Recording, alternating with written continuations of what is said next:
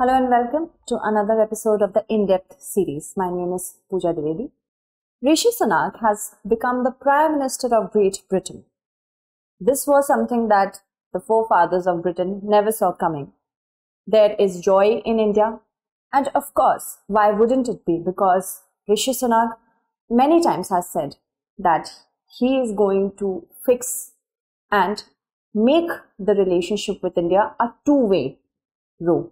So what is the entire essence of him as a human being, as a politician, and what will be the impacts of his becoming the new Prime Minister of Britain with respect to India-UK relations and India-UK Free Trade Agreement?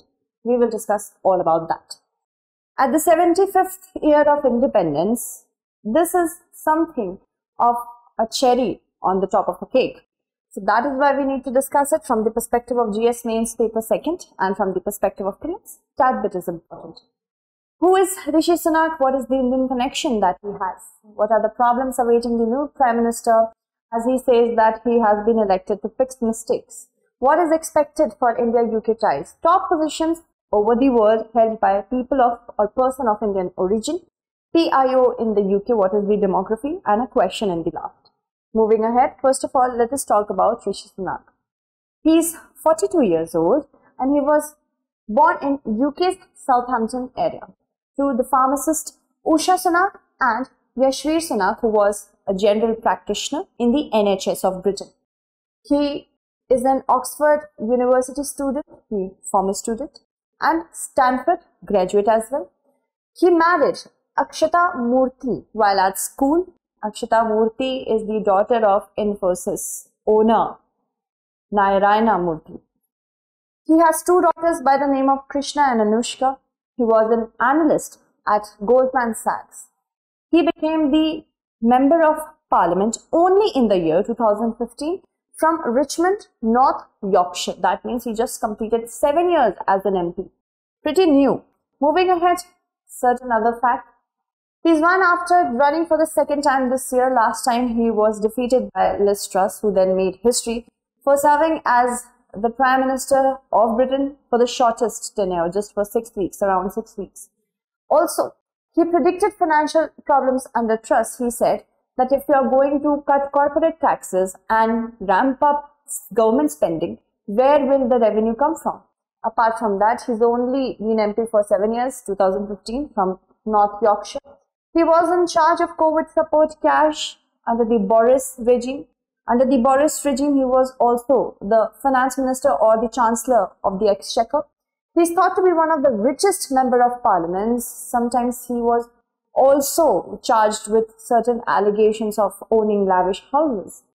He faced controversy over his wife's tax arrangements, that she wasn't paying taxes over the overseas trade, whatever she used to do, which was legal, but after a point of time, she has started to pay additional taxes. Rishi Sunak was also allegedly having USA's green card, but he was the finance minister of UK. Moving ahead, let's talk about his Indian connection.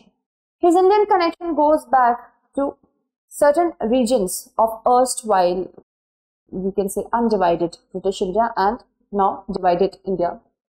Rishi Sunak's paternal grandparents had hailed from Punjab in British India. Old Times and some social media users. Old Times, please look at the source first. This is from Telegraph and the Telegraph. Old Timers and some social media users have identified this place as Gujranwala. Gujranwala is now in Pakistan. Now from Gujranwala, the grandfather of Rishi Sunak moved to Kenya. And then after that, the grandfather was joined by the grandmother of Rishi Sunak, and she was from New Delhi. The grandfather moved to Kenya, followed by the grandmother who joined him from Delhi. Rishi's father, Yashveer, was born in Kenya, okay? And mother Usha was born in Tanganyika, okay? So remember that. Then after that happened in Kenya, they moved to UK. And that was in the 1960s. Now, in the 1980s, Rishi Sunak was born in Southampton. Now, in August, Mr. Sunak opened a campaign event which was largely comprising of British Indian gathering in North London. He broke into Hindi and of course with traditional greetings. Here he said that if he becomes the Prime Minister, he would work to boost ties with India, and he also remembered when he became the MP, he swore his oath on the Bhagavad Gita, which is a revered Hindu text. His father-in-law is a software billionaire and founder of Infosys, which is a giant outsourcing firm. It is the pride of India, Narayana Murthy.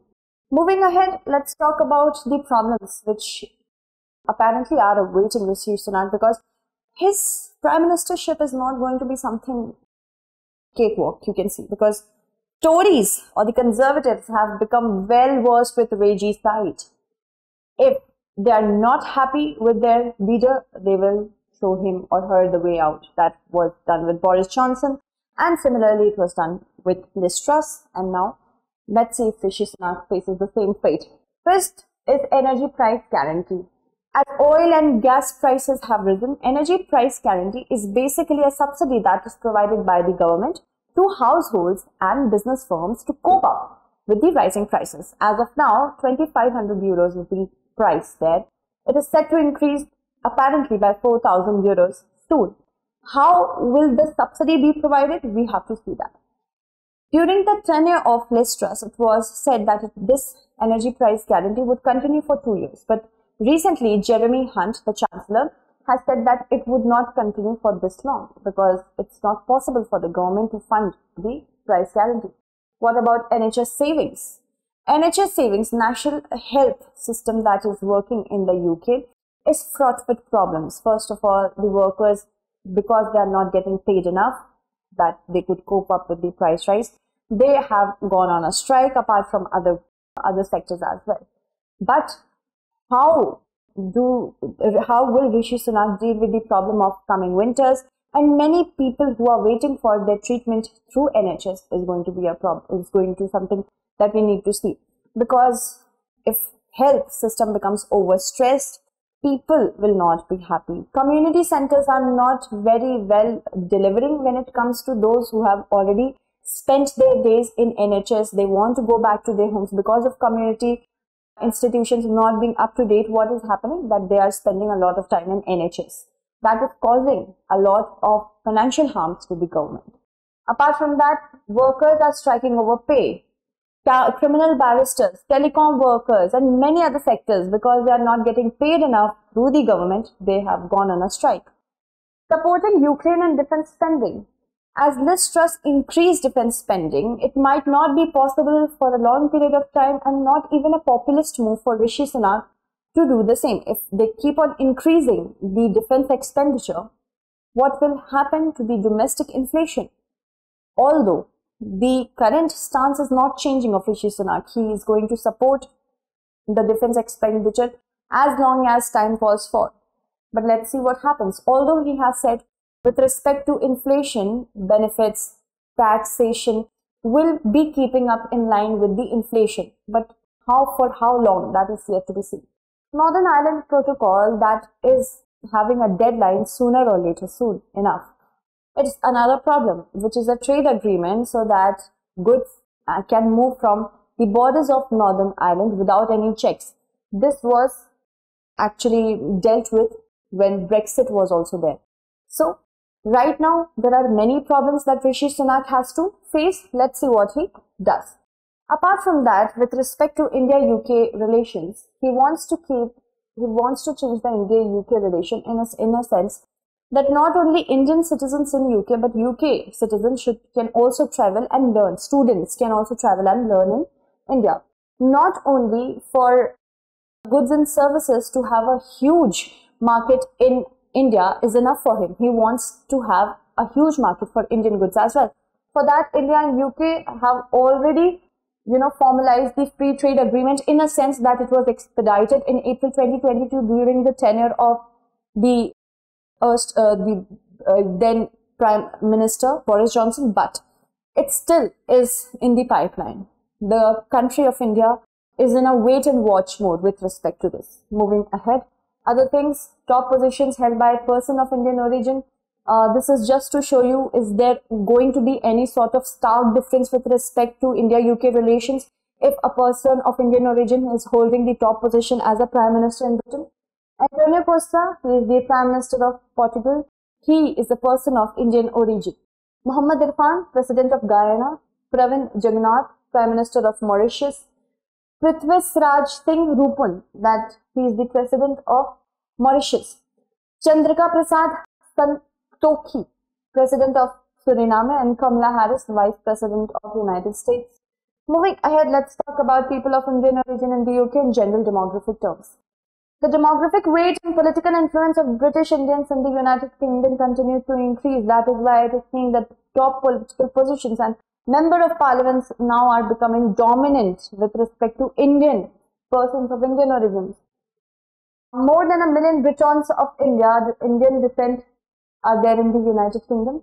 About 86% of the population of England and Wales is white, and with people from Asian ethnic groups making up second largest cohort at 7.5%. That is followed by the black ethnic group at 3.3%. Apart from that, as far as Indian origin people are concerned, in the UK it is 1.4 million, which is 2.5% of the overall British population. Incidentally, 9 of the United Kingdom's top 100 entrepreneurs are Indians. 3 of the 20 wealthiest UK residents are Indians. Now, let's look at the question for you to answer. Which of the following countries share a border with Kenya, Eritrea, Ethiopia, Nigeria, Uganda? You have to select the correct answer using the following codes. So, that's it for today. Thank you so much for watching. Stay updated.